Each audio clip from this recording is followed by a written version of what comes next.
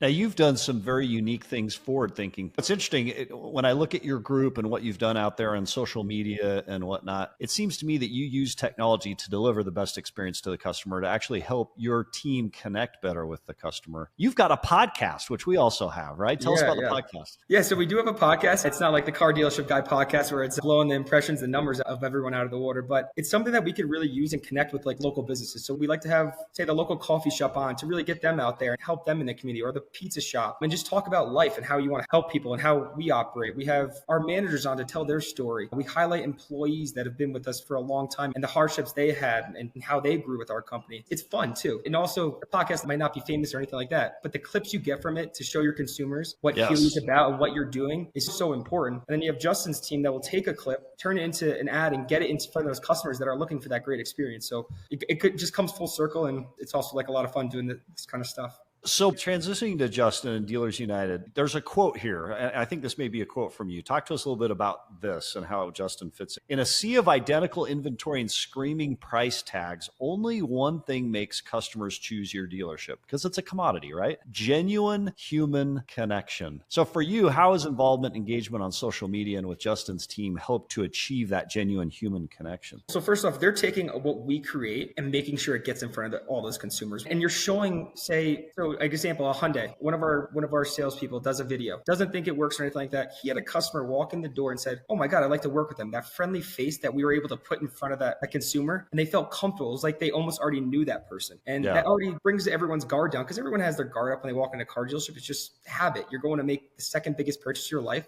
And these are ways where we could really showcase the people at our dealership and how great they are and how they handle that consumer. And also, you're almost meeting that person without even actually knowing them yet. And it's just an advantage. And I think, so when I go to a restaurant, like, I'm looking online to seeing who the chef is, and then you see him in the kitchen. Those kind of things really make that experience that much better. So your role in the auto group is chief marketing officer, right? So I assume this is your sphere, is creating this marketing content that helps show behind the scenes with salespeople. I have a question before we get to Justin. You went to your dad, right? Presumably to get this approved. And your dad is of the generation where it's, I'm going to go put business cards under windshield wipers, or I'm going to put an ad in the phone book. When you went to him and said, "Hey, you know what? I want to spend X dollars to have our salespeople post to Facebook advertising our dealer group," what was the response? That older generation versus the newer. So he's actually pretty cool, and he understands that the growth and change is part of business. And if you don't change, you're dying the thing. But yeah, he's, I don't know what that does. That he goes on Facebook now. Now he'll walk in the showroom and be like, "Did you make a video today?" And our kind of theory is, and also I don't do this by myself. I have a phenomenal team, 10 to 15 people. We have our creators on the ground. They make me look real good at the effort they put in. But at the dealership level, when we're doing it, we want them to be, we call them internal influencers, because that's the craze, being an influencer. So we're having them showcase our content, whether it's sharing it, putting a video out there about themselves,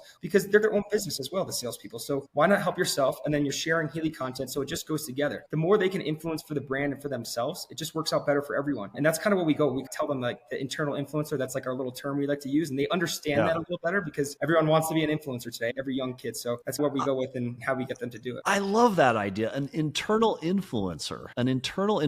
Now, I know I've said this 3 times in a row, Justin. I promise we're coming, but I just have one follow-up question. Again, going back to your dad and going back to your idea of having salespeople create this dynamic content. The idea of salespeople going out and creating content scares the daylights out of some dealer groups and dealerships. It's a ton of risk, right? What if they say the wrong thing? They're wearing the wrong thing. They trigger the public. How do you prevent it from becoming a disaster? Or is it something you even think about? Yeah. So one thing is, obviously, we make sure we try to get them to do a separate, say, Instagram account. It's, say, Teddy T sells cars, or whatever they come up with, or Healey Kia Nick, or whatever it is. And so it's separate from their personal life, because also they want to keep their kids private and all that stuff. We don't want them to engage in that. And I understand that. I don't ever push their boundaries or anything like that. But so one thing is that when we're doing it is, obviously, we're reviewing everything internally. We have a team that they'll send it in or create something, and we monitor it that way. And we have all these people watching. So if they say something wrong, and it's not just whether they say something bad or accidentally slip or something like that, whether it's bad incentive they say or it's wrong, we got to correct it. But yeah, it is a risk, but it's a bigger risk not doing it and not telling your story and telling about our brand. And we have general managers now that really believe in it. They understand the importance of it, and they get on camera now because people want to know who's running that store. And it's just, like I said, a bigger risk to not do it. It's a bigger risk to not do it than it is to do it. And in fact, I think you've said your employees are your most powerful marketing weapons. Like, they're your biggest potential marketers.